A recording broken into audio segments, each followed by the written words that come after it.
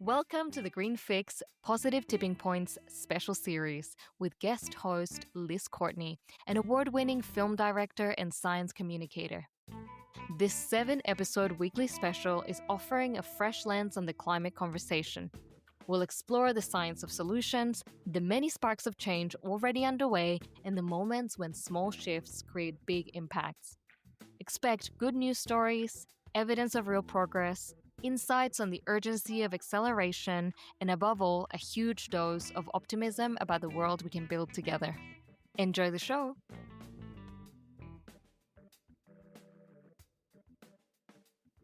Welcome to the Green Fix, Positive Tipping Points. I'm Dan Leverington. I'm Liz Courtney. And I'm Loretta Gutierrez. And for the opening episode of Green Fix Positive Tipping Point series, we are unpacking positive tipping points with Tim Lenton, Professor of Climate Change and Earth System Science at the University of Exeter. He also serves as the director of the Global Systems Institute. He's internationally renowned for his pioneering research on climate tipping points, Earth system modeling, and the Gaia hypothesis, which explores how living organisms interact with the planet. Tim Lenton has received numerous awards for his climate science research, including an Officer of the Order of the British Empire in 2025. His latest book, Positive Tipping Points: How to Fix the Climate Crisis, has just been released, and he has been a significant inspiration for this limited series. Thank you for joining us, Tim. Great to have you on the podcast. Great to be on the show. We wanted to just wind back before we talk about the book and positive tipping points, just to really wind back and understand what climate tipping points are. Could you dive into just taking the listeners through what those tipping points are and how you started to discover that the climate and explain it as a system, which was really a new vernacular back in 2012, 2013. Sure thing, Liz. Maybe I should just try and land the concept of a tipping point for everyone. So if you're on an ordinary kind of chair, you can always lean back to that balance point where you can remind yourself that a small nudge one way or the other can make a big difference to the state or fate of you and the chair, the system in this case. You could end up sprawled on your back on the floor if you nudge one way, or back upright if you nudge the other. A small change is making a big difference to the system.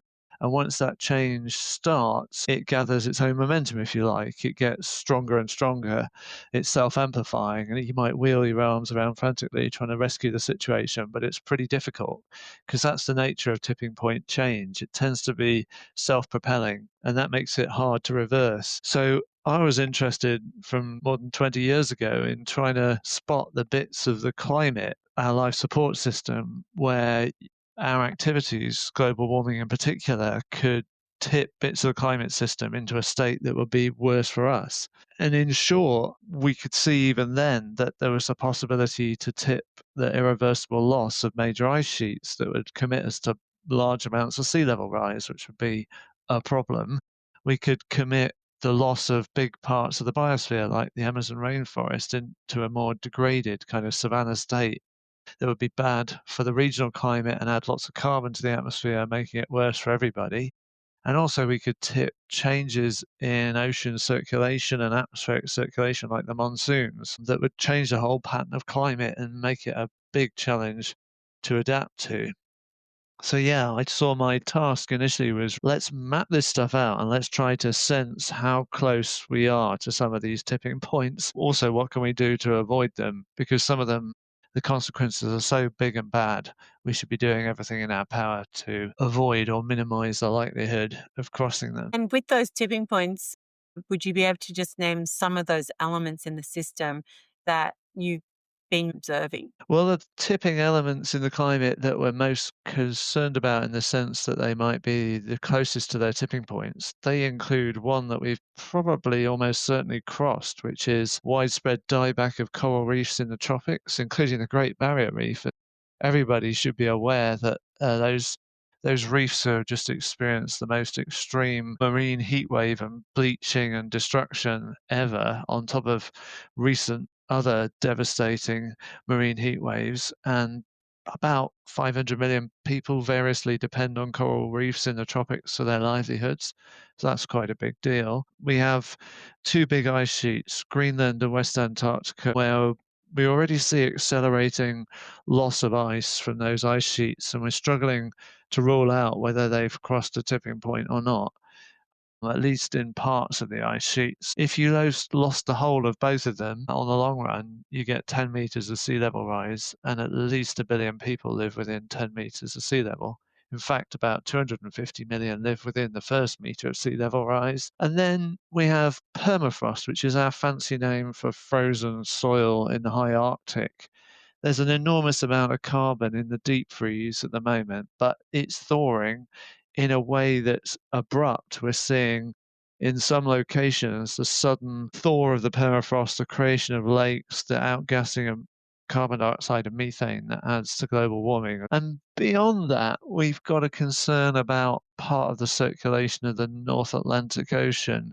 There are basically two places either side of Greenland where we call it deep water formation happens. The water gets dense enough to sink from the top of the ocean to the bottom, and that propels something called the Great Atlantic Meridional Overturning Circulation. We're definitely seeing the formation of those deep waters at risk in what are called the Labrador and Erminger Seas to the southwest of Greenland. And if even just the collapse of that deep water formation would have within a decade pretty striking consequences for the climate.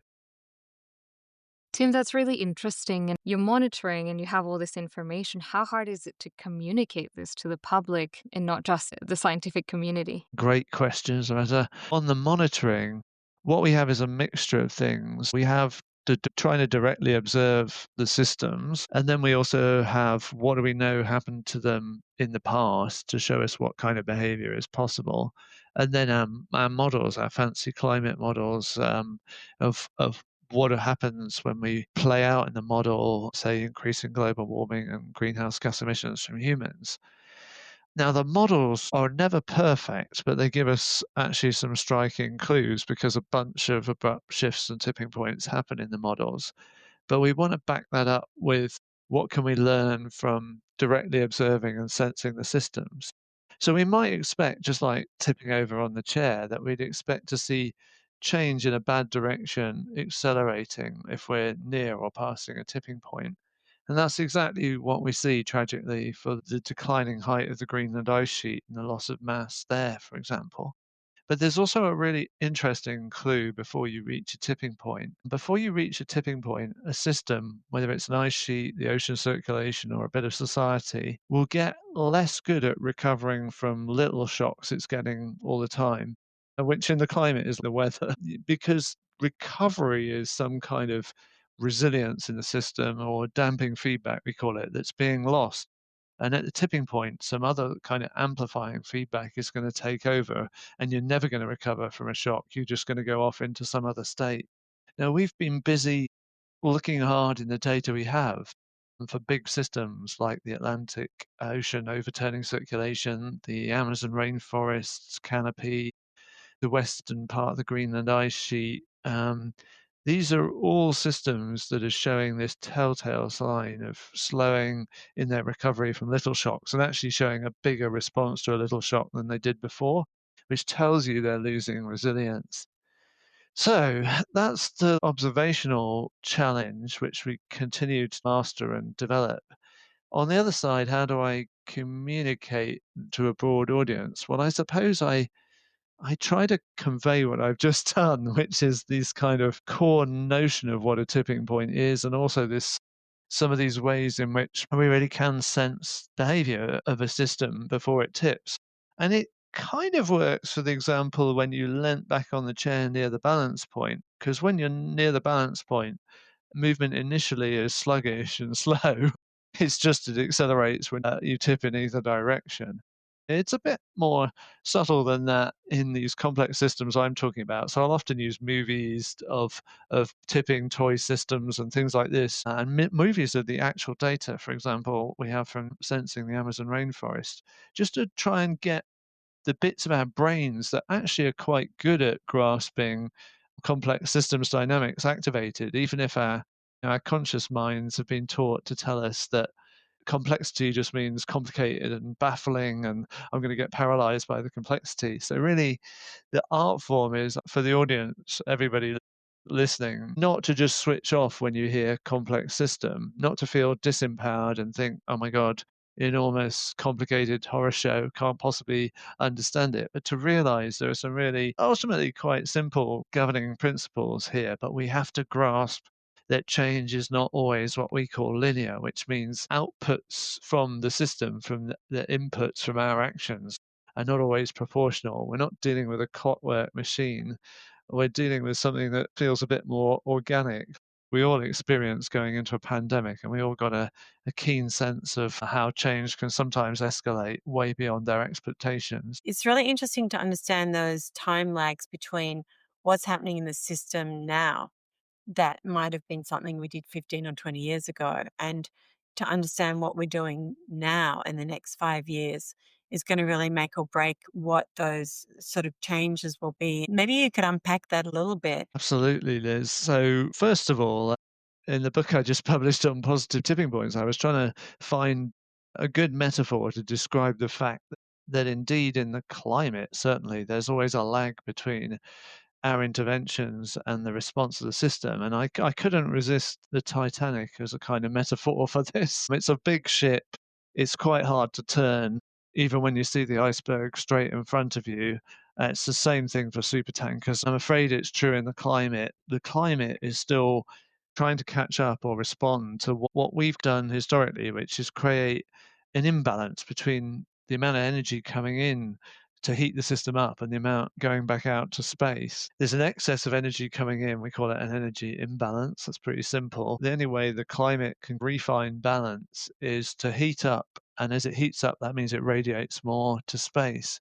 But there's a lag in there because there's a thing we call a massive heat capacity of the ocean. It takes a lot of energy has to come in to heat the system up. So that's the climate. Even when we switch to human systems, we may also observe that people who are trying to create change in the world, we can spend a lot of time being frustrated because we think, I tried so hard and nothing's happening, nothing's happening, nothing's happening.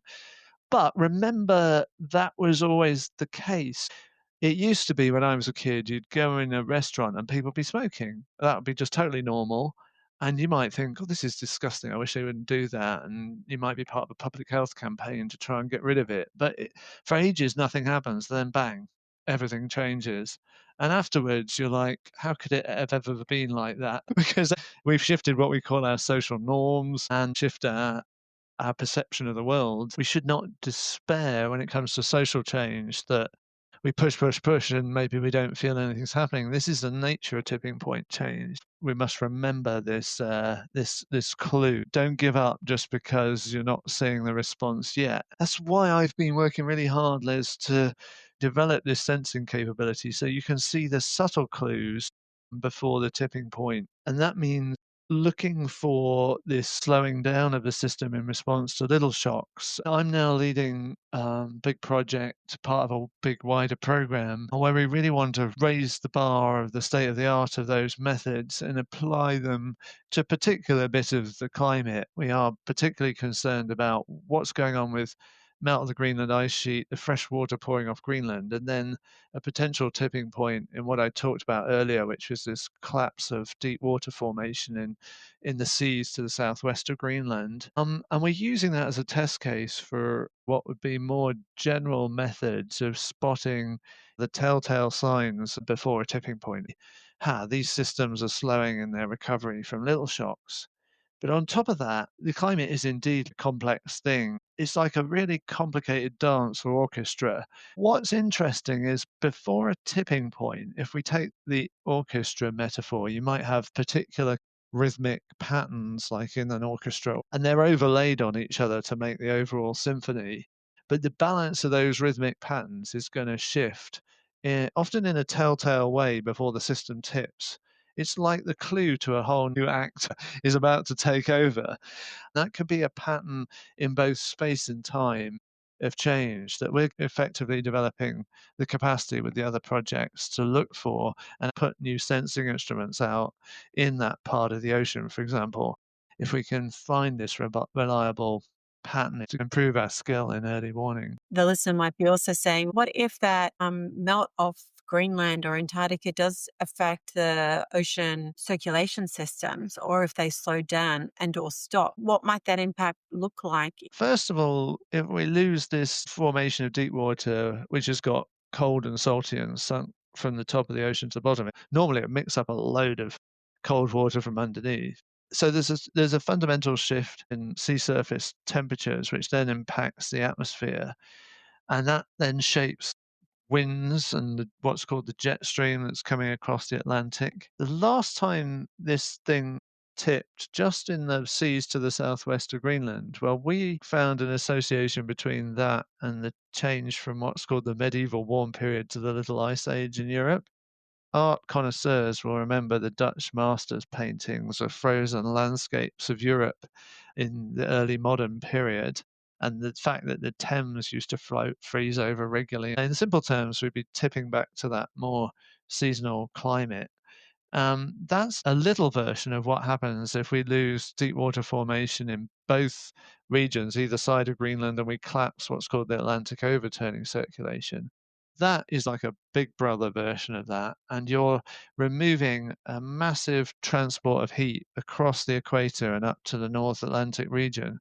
So you suddenly put a massively more seasonal climate on Europe. The summers are still hot with unprecedented heat waves, but the winters could be every decadal extreme would be like minus 20 degrees C in London and minus 30 degrees C in Edinburgh, 5.5 frozen months in Edinburgh, 3 frozen months in London. Infrastructure would fall apart. But in a global context, what you're doing, shifting the position of a donut or ring of rainfall that goes all around the tropics, you shift it southwards if you stop heat transporting a massive amount of heat across the equator.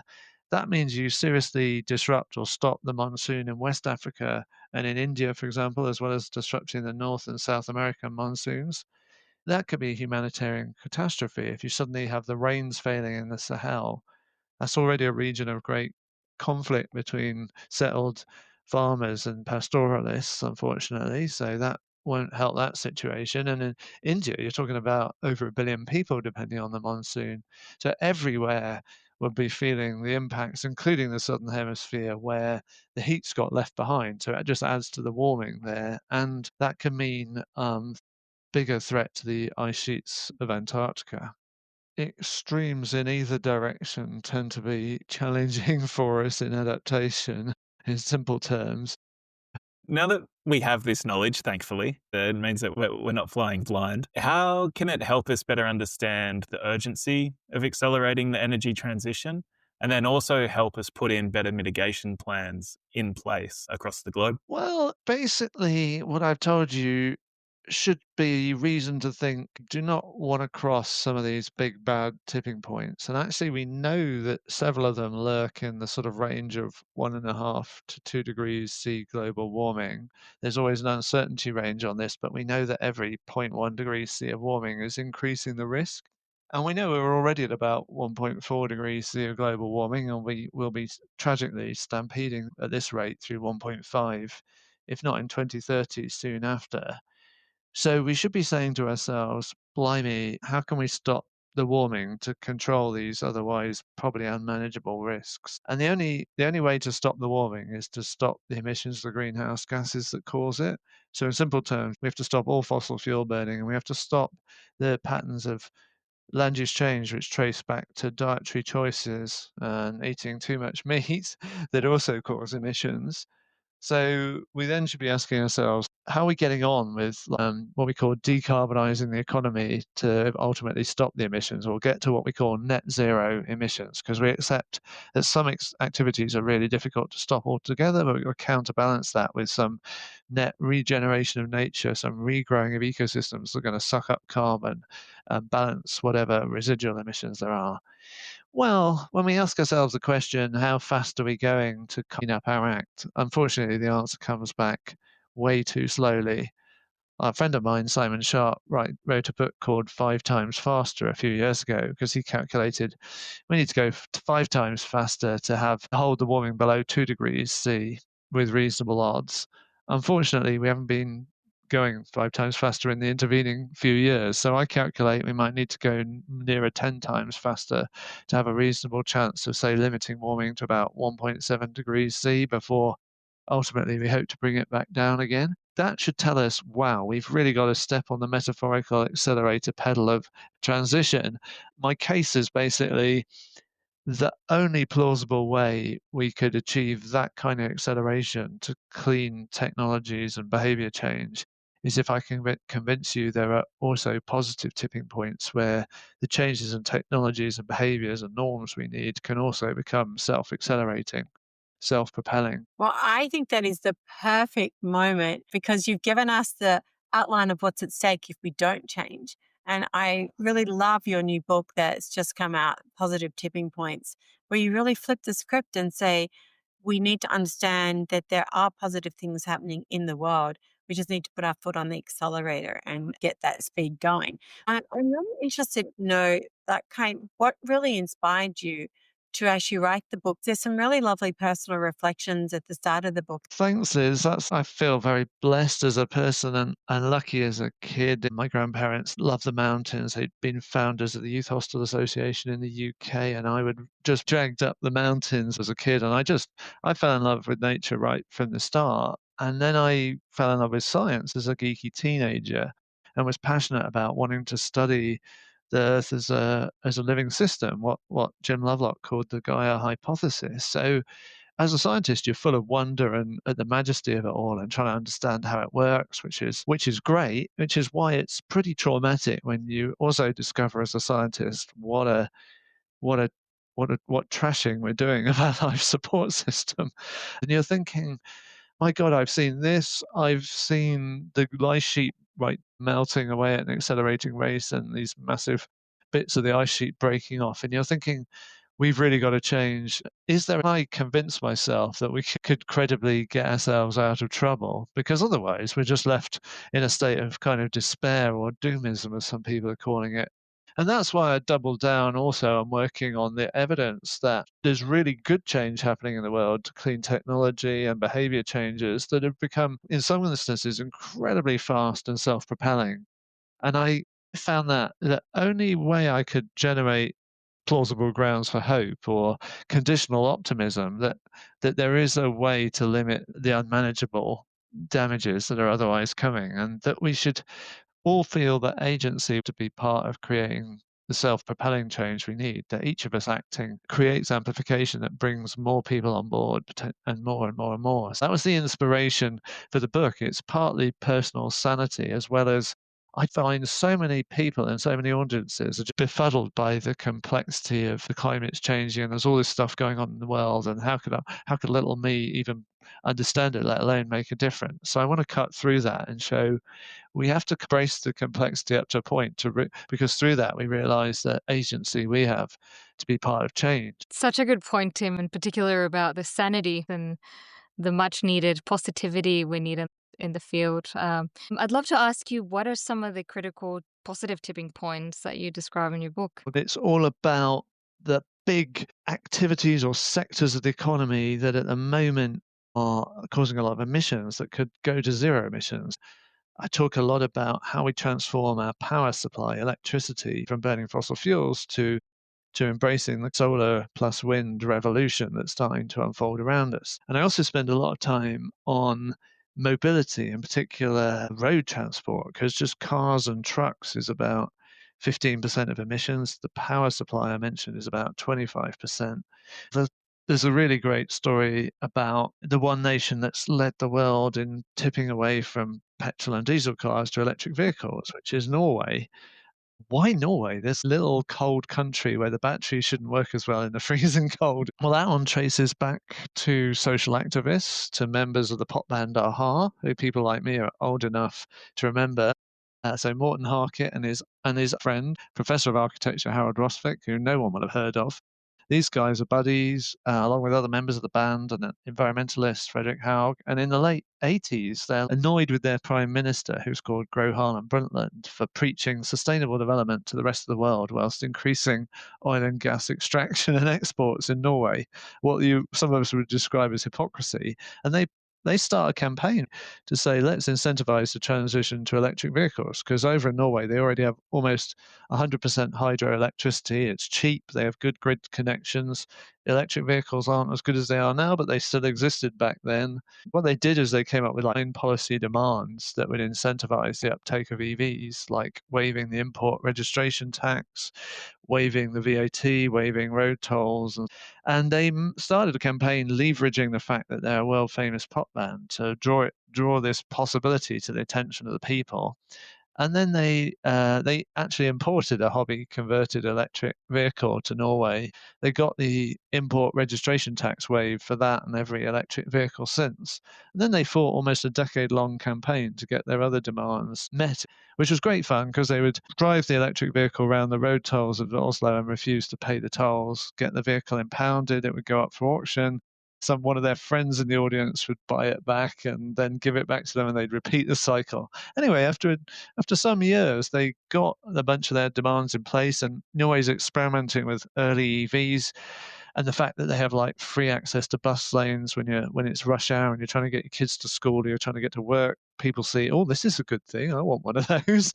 Anyway, by the time major manufacturers put EVs on the market around 2010, 11, 12, the Norwegian population is already primed, and the cost of owning an EV is comparable for them as a petrol diesel car.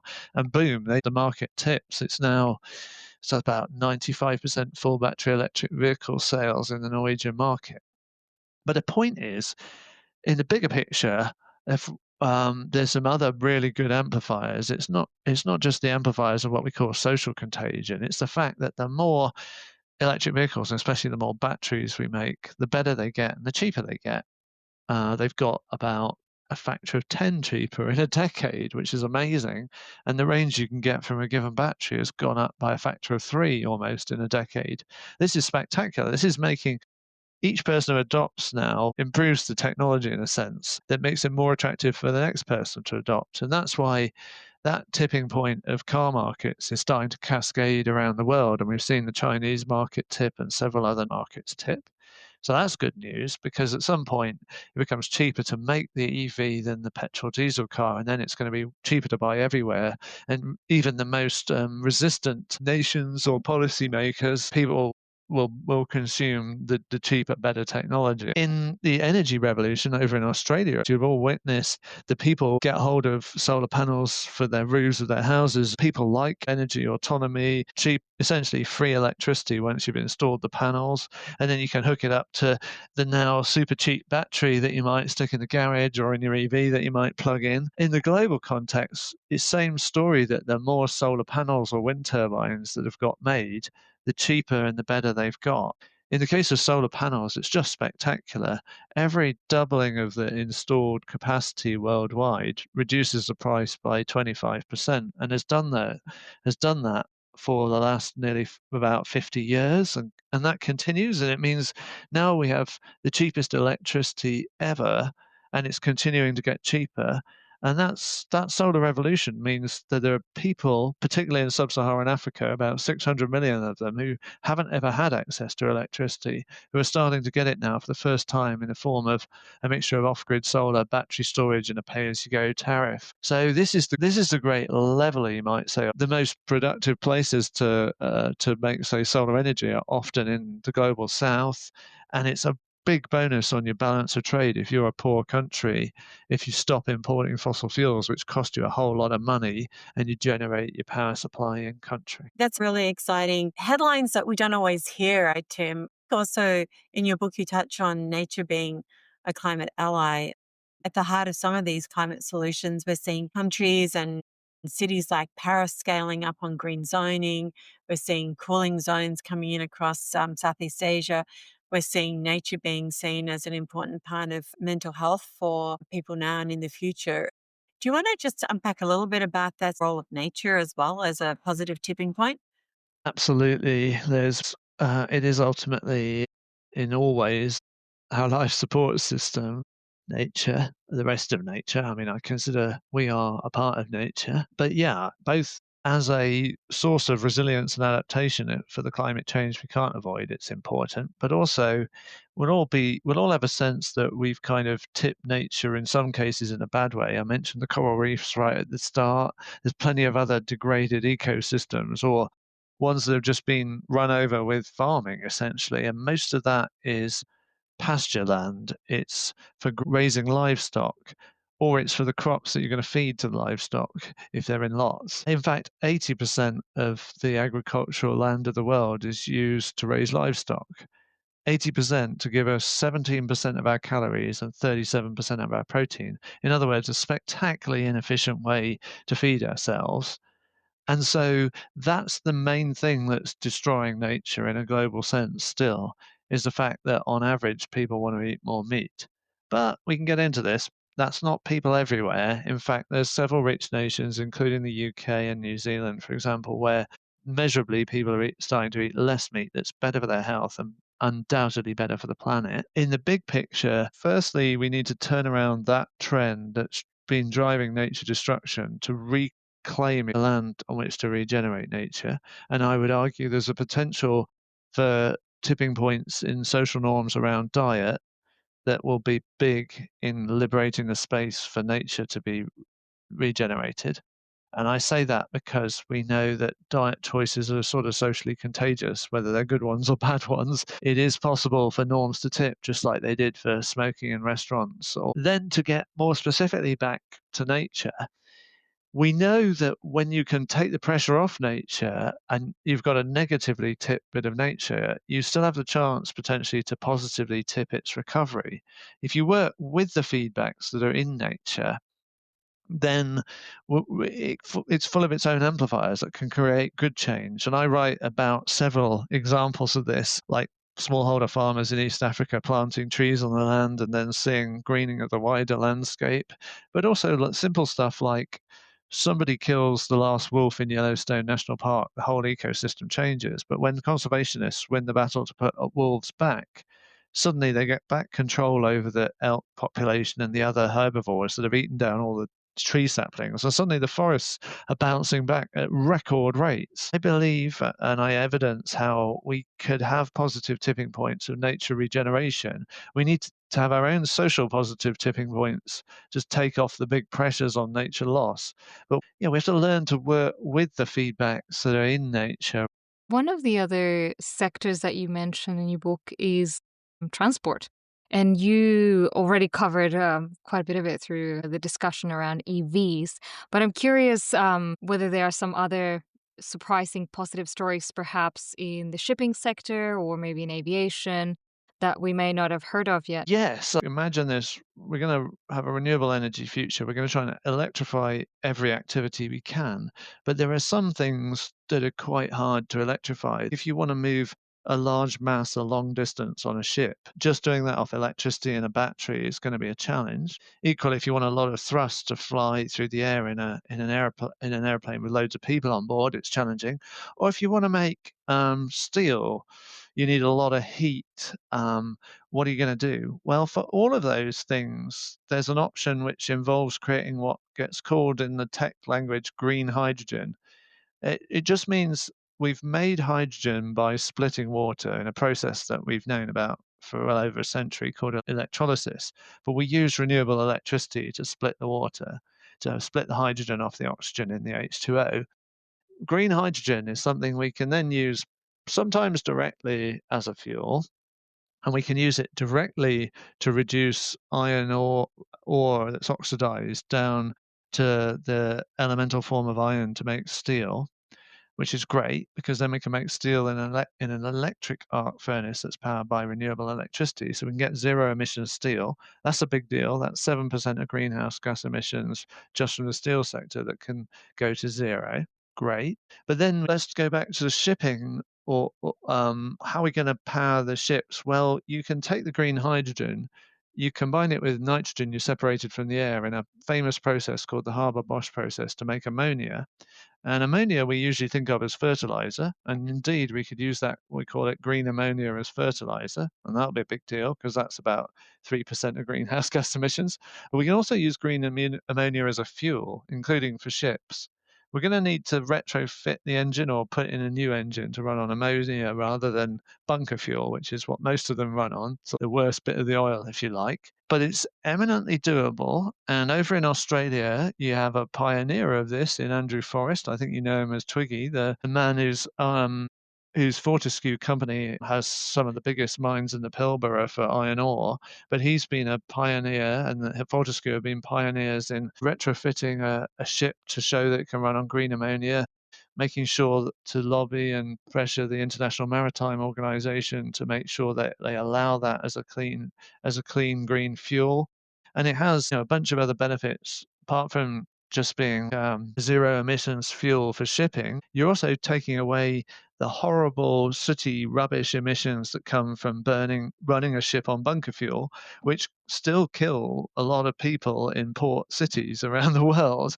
So there's a big opportunity space in what we call this green hydrogen economy, and it also could ultimately extend to airplanes because you can make synthetic jet fuel. You can combine green hydrogen with carbon dioxide, that you separate that from the air, and you make methanol, it's called, as a building block to then synthesize a whole bunch of fuels that could include jet fuel. And the good news there is this synthetic jet fuel doesn't produce the little high clouds, we call them contrails, the white streaks you'll see from the aeroplane as it goes across the sky, which is at the moment roughly doubling the warming effect from the greenhouse gases coming out the engine of the aeroplane. There's a whole exciting space of innovation there that can essentially decarbonize or get to zero emissions, a bunch of the activities that we can't just electrify. I think that's been really exciting to hear the perspective on flipping the script and really starting to lean into those positive tipping points that are actually happening around the world. And also for the listener to know that those things are happening. We've got certain goals to hit by 2030 and 2035. If there were 3 or 5 things that we really must need to do to really propel and accelerate these positive tipping points and give us the best shot for the future world and for future generations. How would you summarize that? We can think about that either in the bottom up way of what can we do as consumers or individuals or as part of a business. And also we can think about it in the top down way. What policies and regulations do we want to see our leaders promote and stick to? Let's maybe start on the top down, even though my message is one that we have enormous power from the bottom up.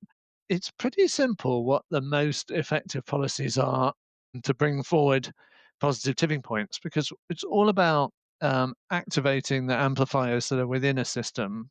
I talked about how price will come down through economies of scale the more we deploy something, and quality and performance will go up through learning by doing the more we deploy it.